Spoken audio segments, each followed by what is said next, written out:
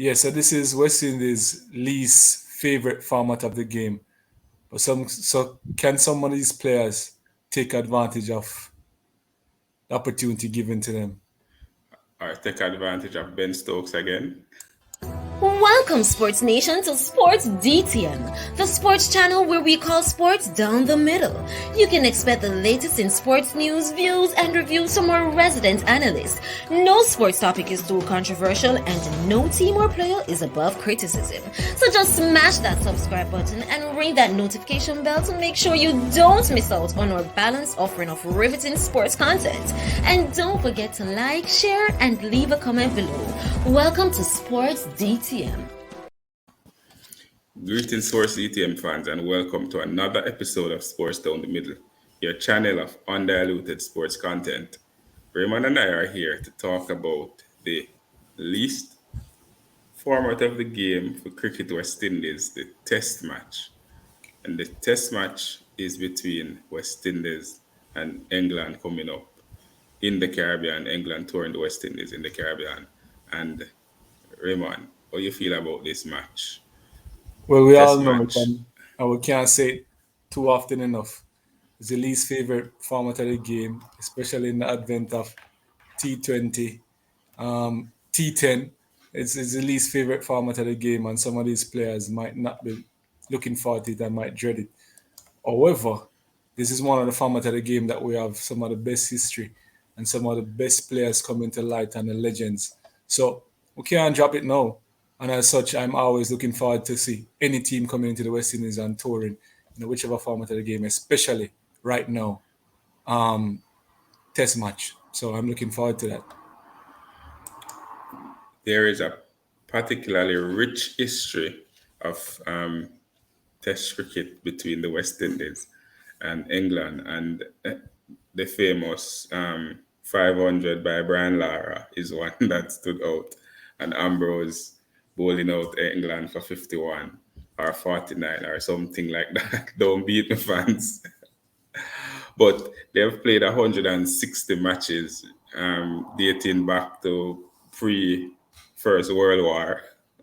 Not the time for this, but 160 matches. West Indies is slightly ahead with 58 wins. England 51, and another 51 matches ended in either a draw or no result. Most of these West Indies wins came between the period of 1970, the golden era 1970, and the 90 and early 90s. And of late, England is the one who is dominating the matchups. Over the entire time, West Indies have won 17 of the series, England 15.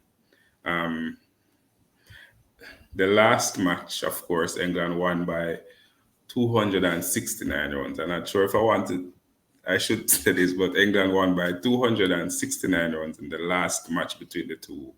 And Broad was the man of the match and man of the series. So thankfully, he will not be taking part in this series. But Ray, the stats currently are, well, it look like it is in West Indies' favor, but in the recent set of matches, England hold the upper hand.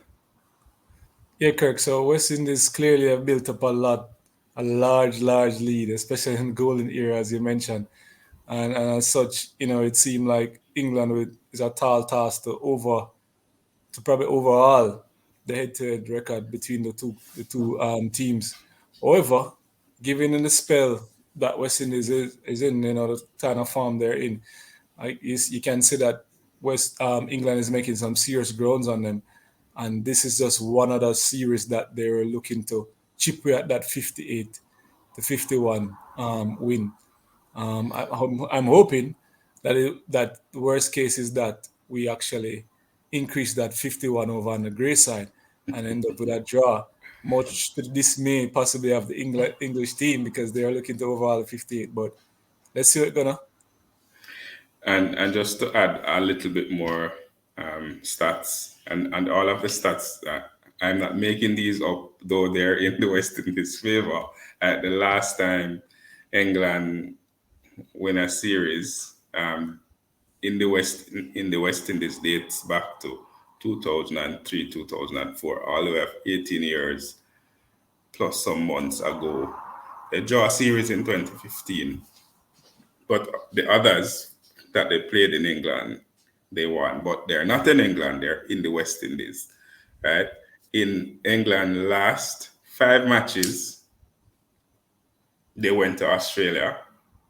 And if you remember, those matches were up very late watching them. Some of them West England trying to turn it into a one day, but they lost the series 4-0. Australia winning four comprehensively, and there was a drawn test match. West Indies haven't played much since 2021. So they in their last 2 matches, remember they went to Sri Lanka. They lost those 2 matches 2-0. So England players are a little bit more fresh, considering how the West Indies normally select a totally different team than who plays in the ODI or the T20. So England actually up for it. England treat Test cricket different than the West Indies. You can see where even the side selection, they have some consistent players there, and players with a lot of experience. Unlike the West Indies, they are having some new crop of players and trying to see what they can get out of these players. So they're pretty much building out the Test cricket side.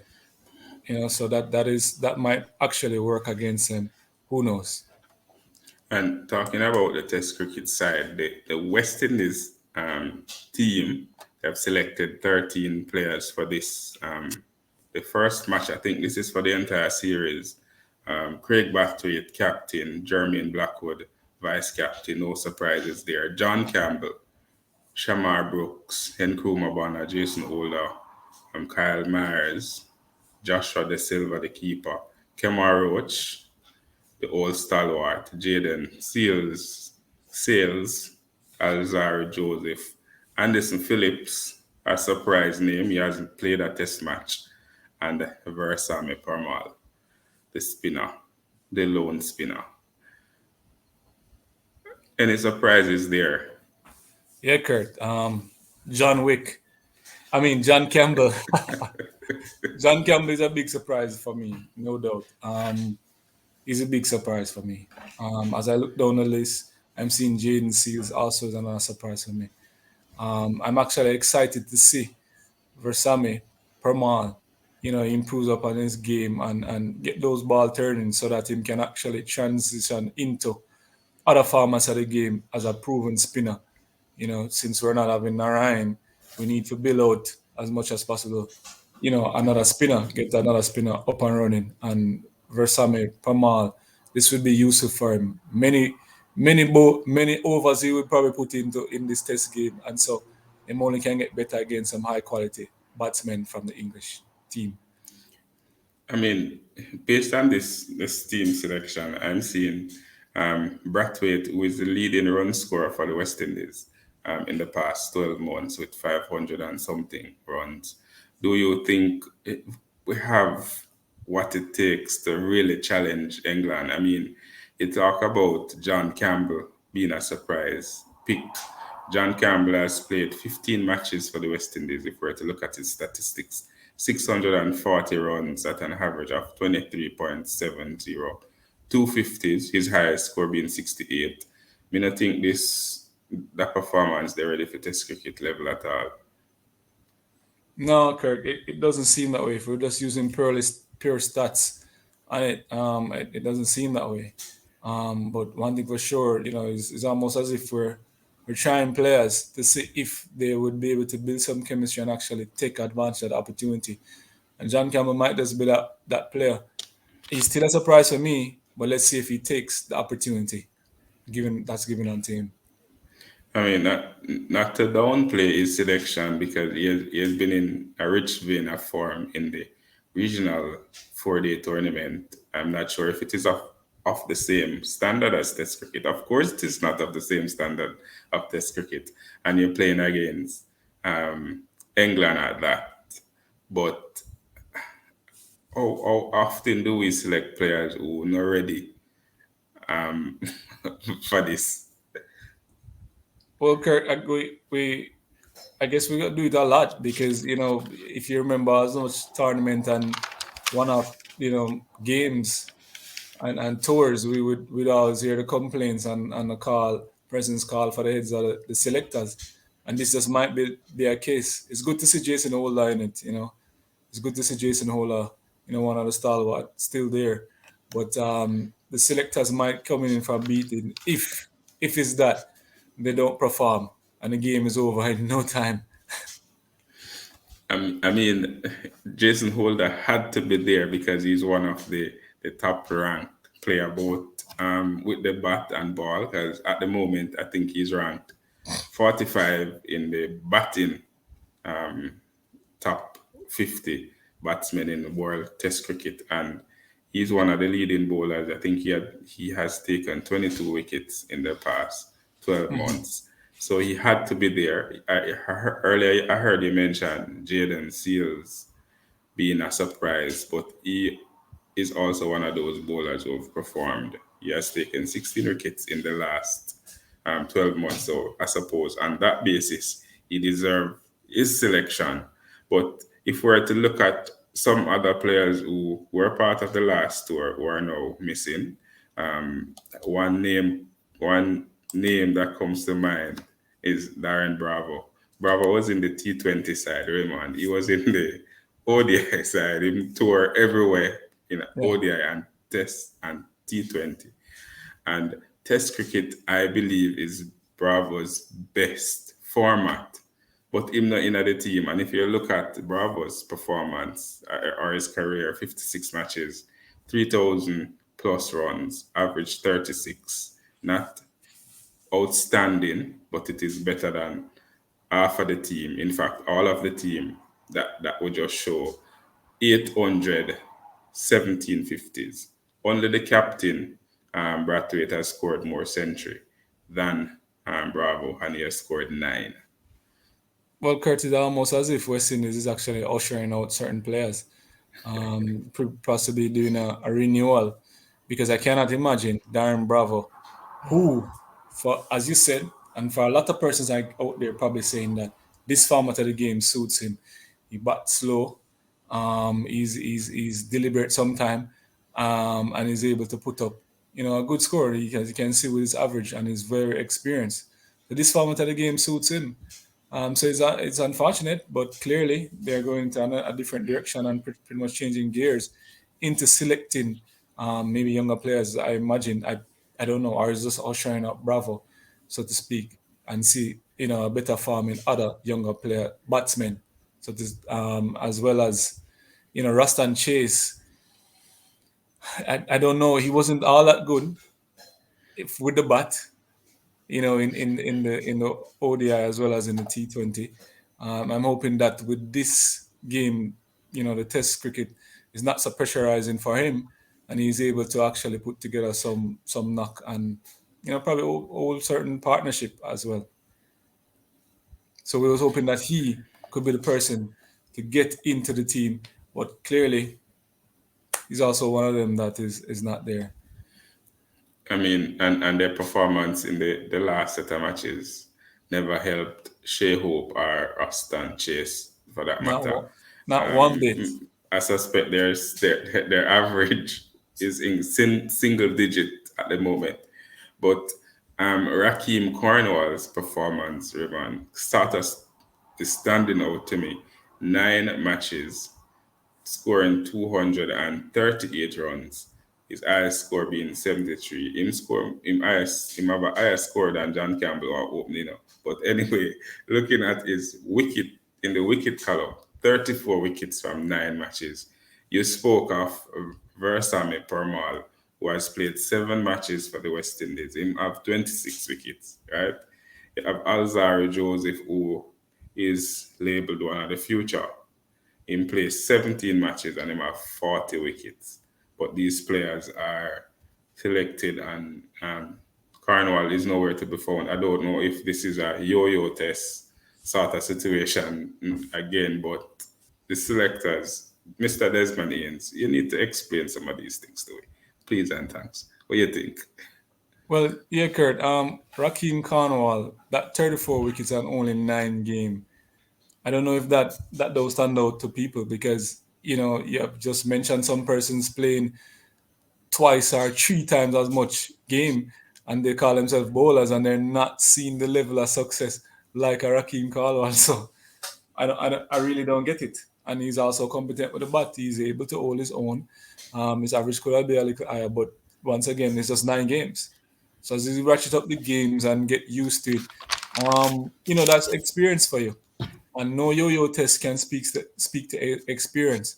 And these statistics, you know, it bugs me. Maybe the yo-yo test wasn't introduced when he was able to play these 9 games. I don't understand because these stats that we're seeing in front of us showing us that Raheem Cornwall is some use to the West Indies team, and it's kind of weird that he's not selected at all in the Test cricket. And the only other person we haven't mentioned is Kyran Powell, who has played. He's an opener who has played 44 matches. So we leave that alone. John Campbell worked for his position and got it, and we hope that he will prove us and all the other persons in the Caribbean wrong and score that double century. I carry that form from the 4 day matches into the Test cricket. Higher level, higher performance, right? But if we were to look at the English team, Raymond, they have some players with a lot of experience. They've been playing all over the world. Their skipper Joe Root is ranked number 2 in the world batting order, right? James Anderson is a household name, and Stuart Broad. They are not a part of the team, so we're extremely grateful that they've now come at the Caribbean. Um, Ben Stokes have a history with the West Indies, Test, T20, ODI, a running issue with the West Indies. And then there's Rory Burns, who is ranked number 40. So Ben Stokes at 25, ranked 25 with the bat. A lot of experience here for England to play with.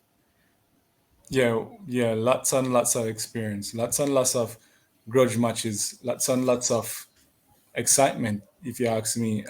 West Indies and England and the English team, is one with full of depth from an experience standpoint, and one has to wonder, or well, one has to look forward to what would happen and which West Indies player would take up the mantle, against the never-ending battle with Ben Stokes and the West Indies player. I wonder who would take it on and put some pressure on that player. But the English team always full of that, and they're always up for it. So we're definitely expecting some fireworks from Joe Root, who has played over 100 matches, test matches, with scoring over 9,000 runs and double figure century, 23 centuries, 53 half centuries. We expect that great form that placed him at number 2 in the world at this moment will continue. So West Indies need to be on them top, ensuring that everything is goes according to plan. Who you think should be on the bench for this? Who are you starting 11? But Kurt, it tricky, because as I said, some of these players have earned their spot. Some of the persons that pretty much sits out for me is always a surprise persons. They could actually not come into the first game, and let's see what the others will do, and where they can probably sneak in. So for me, I would not necessarily have John Campbell. He's selected, but I would not necessarily have him play this first game. Let's see what the others have to offer, and also Jaden Seals, and that's really just for me. Anderson Phillip, is another person that I'm not sure on the fence with, but right now is John Campbell and Jaden Seals for me. So fans out there, we would love to hear from you. Do you agree with that selection? Who should be in the starting lineup? Who should be carrying the water during the water break? Leave all those comments in the comment section below. Test cricket is upon us, and fans out there, we would love to hear from you. Yeah, how you feel about Test cricket? Is the least um, excited format of the game.